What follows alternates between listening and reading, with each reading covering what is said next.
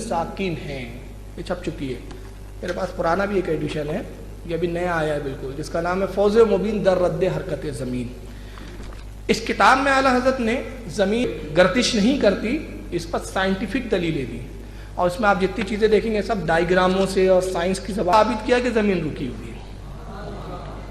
अब देखिए ज़मीन गर्दिश कैसे करती है। बकौल साइंसदानों के दो कुव्वतें मानते हो ज़मीन के ताल्लुक से, एक होता है नाफरियत और एक होता है जाज़बियत। ये तो उर्दू वर्ड मैंने इस्तेमाल किया, इंग्लिश में जिसको हम कहते हैं अट्रैक्शन और कोटेशन। देखिए अब ये थ्योरी क्या है, न्यूटन जो पहला साइंसदान है जो ज़मीन की जज्ब की जाज़बियत का कायल था, ज़मीन के ग्रेविटी का कायल था, न्यूटन पहला है। उसने सेब गिरते हुए देखा, आला हज़रत ने उसका भी रद्द किया। आला हज़रत ग्रेविटी को नहीं मानते, और ग्रेविटी जब तक ज़मीन में तस्लीम न की जाए उस वक्त तक गर्दिश का मामला हल नहीं होता। तो आला हज़रत ने पहले क्या किया, नाफरियत जो है मतलब दिफा की जो कुव्वत होती है उसका 12 दलीलों से रद्द फरमाया, और उसके बाद जाज़बियत का जो मामला है उसको 50 दलीलों से आपने रद्द किया।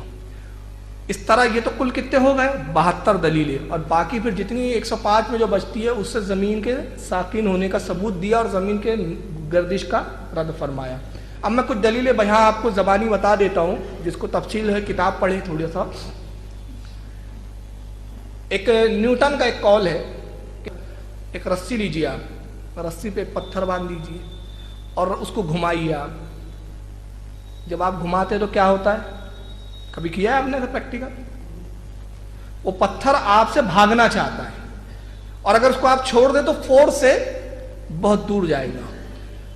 अब ये एक थ्योरी है, आला हज़रत न्यूटन की इसी थ्योरी से उसी का रद्द करके कहते हैं कि जब तुम ये मानते हो कि जब चीज को कुव्वत से घुमाया जाता है तो उसमें एक फोर्स होता है, बाहर की दिफा की कुव्वत उसमें पैदा होती है, जो दिफाइयत कुव्वत होती है, नाफरियत जिसको हम कहते हैं, बाहर भागना चाहती है। जब ये जमीन इतनी तेजी से घूम रही है तो इसमें 3 हिस्से पानी है, तो फिर चाहिए कि जितने नदी नाले हैं सबका पानी दुनिया से बाहर हो जाए या दुनिया के किनारे पे हो जाए। आप इसका एक प्रैक्टिकल कीजिए, एक प्लेट लीजिए, प्लेट में रेत फैला दीजिए और प्लेट को जोर से घुमाइए गोल, तो आप क्या देखेंगे, जितनी रेत है वो सब किनारों पर हो गई। क्यों? इसमें नाफरियत की कुव्वत, बकौल न्यूटन के। आला हज़रत ने हालांकि नाफरियत का भी इनकार किया।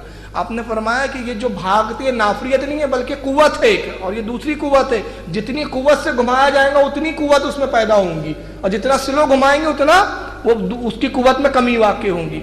इस लोगों ने कहा कशिश सकल है, जमीन अपनी तरफ चीजों को खींचती है। दलील क्या है? वो कहने लगे जी सेब गिरता है तो जमीन पे, आम गिरता है दरख्त से तो जमीन पे, अमरूद गिरता है तो, अनार गिरता है तो जमीन में कशिश है, खींच लेती है। आला हज़रत फरमाने लगे शाबाश, साइंसदान जो कहेंगे हम मानेंगे। फरमाने लगे जमीन ने आधा किलो का सेब खींच लिया है, 1.5 पाव का अनार खींच लिया है, पर हमने गुब्बारे में 1.5 छटांग हवा भर दिया, वो तो जमीन से खींचा नहीं गया। ये किस किस्म की कश से शकल है? ये अभी 2 साल पहले डॉक्टर अब्दुल कदीर खान का मजमून छपा था रोजनामा जंग में। वो कहता है मुझे वो मौलवी चाहिए था जिसके पास कुरान हदीस भी हो और साइंस के उलूम भी हों। कहता मैंने ज़माने के दरवाजे खटखटाए, फिर मैं पहुंचा बरेली के इमाम के पास, और कहता है वहाँ जाके ना मैं ठहर गया हूँ, इसलिए कि मुझे कुरान और सुन्नत का नूर भी मिला है और मुझे साइंस के रमूज भी मिले हैं। ये वाहिद शख्स है, ये वाहिद शख्स है जो दीन को साइंस का पाबंद नहीं करता बल्कि साइंस को मदीने वाले का गुलाम बनाता है, मदीने वाले का गुलाम बनाते हैं। तो आला हज़रत फरमाने लगे अजीब फलसफा है ना जी, आम खींच लिया उसने, सेब खींच लिया, अमरूद खींच लिया, पर उससे 1.5 छटांग वाला गुब्बारा। तो लोगों ने कहा हुजूर फिर मसला क्या है? आप फरमाने लगे मसला ये है कि हर चीज़ अपनी असल की तरफ लौट जाती है, हर चीज़ अपनी, सेब अमरूद अनार ज़मीन से पैदा होते हैं तो ज़मीन पे गिरते हैं, हवा की असल ऊपर है, इसलिए जब गुब्बारे में हवा भरेंगे तो हवा उसको ऊपर ले जाएगी। हाँ, जब उससे हवा निकल जाएगी तो फिर गुब्बारा जो जिसकी असल होती है उधर लौट जाता है। इंसान मिट्टी से बना है तो जाता कहाँ है? मिट्टी रहते मिट्टी रहते। यसबहून, और ये तमाम की तमाम चीज़ें जो हैं वो तैर रही हैं अल्लाह ताला की जो फ़ज़ा है उसके अंदर। लफ्ज़ इस्तेमाल हुआ है तैरने का, फ्लोट करने का।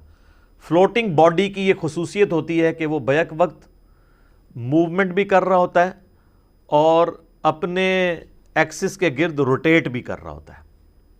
आप कोई भी बॉल अगर फेंकें समुंदर के अंदर या दरिया के अंदर, तो आप देखेंगे वो आस्ता आस्ता अपने उसके गिर्द रोटेट भी करेगा मूवमेंट के दौरान। ये उसकी मजबूरी है ये करना। ये दोनों मोशंस बैक वक्त उसके अंदर मौजूद होंगी। तो ये सबसे अप्रोप्रिएट वर्ड था जो बैक वक्त रोटेशन के लिए और रेवोल्यूशन के लिए इस्तेमाल किया जा सकता है। तो इन आयात के हवाले से जो लोग ज़मीन को साकिन मानते हैं वो कहते हैं ये कुल्लुन का लफ्ज़ जो है ना, ये सिर्फ सूरज और चांद के लिए है, क्योंकि पीछे कॉन्टेक्स्ट वो है। किसी हद तक उनकी बात दुरुस्त है, लेकिन ये कैटेगोरिकली भी हो सकता है कि अल्लाह ताला ने जितने भी अजराम फल्की बनाए हैं, सैटेलाइट्स हों, स्टार्स हों, ये तमाम की तमाम चीज़ें हरकत में, और इनका हरकत में रहना एक अल्लाह ताला की कुदरत का मज़हर है कि बग़ैर किसी ईंधन के, किसी फ्यूल के अल्लाह ताला ने इनको सिर्फ बना के कहीं पे स्टैग्निशन पॉइंट पे रख नहीं दिया हुआ, स्टैग्निशन कंडीशन के अंदर, बल्कि इनको मूवमेंट भी दी है।